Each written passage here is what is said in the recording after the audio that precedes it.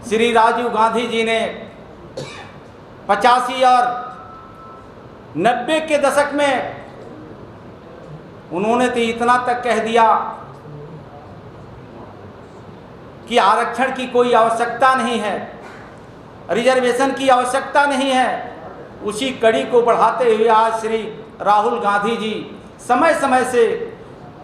देश के बाहर जब अमेरिका के धरती पर होते हैं तो संविधान के ऊपर उंगली उठाते हैं,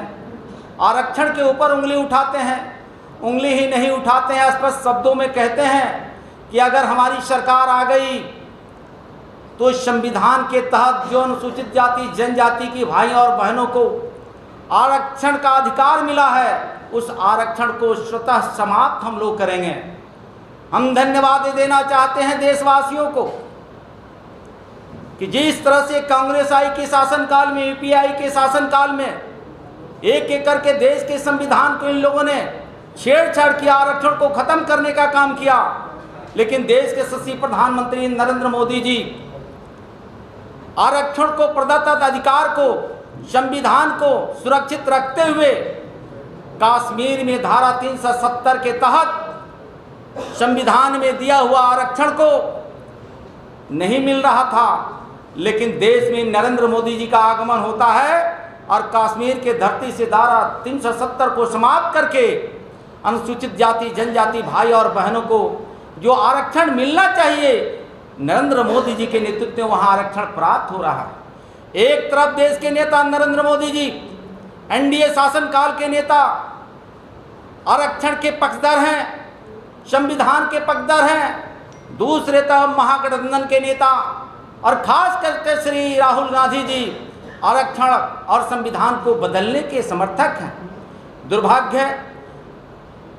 उनके बातों से देश के अनुसूचित जाति जनजाति के भाई बहन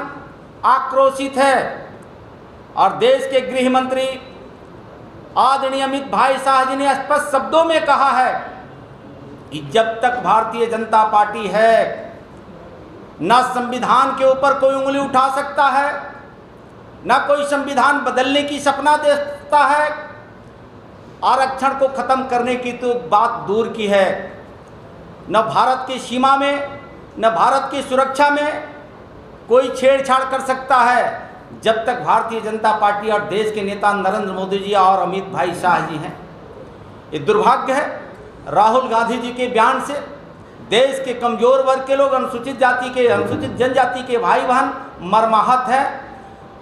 उसी बात को लेकर के हम आपके माध्यम से झारखंड प्रदेशवासियों के साथ साथ देशवासियों में जिस तरह से आक्रोश व्याप्त है, लेकिन धन्य है नरेंद्र मोदी जी स्पष्ट शब्दों में कहा है कि मेरे रहते संविधान और आरक्षण खत्म होने वाला नहीं है। धन्यवाद।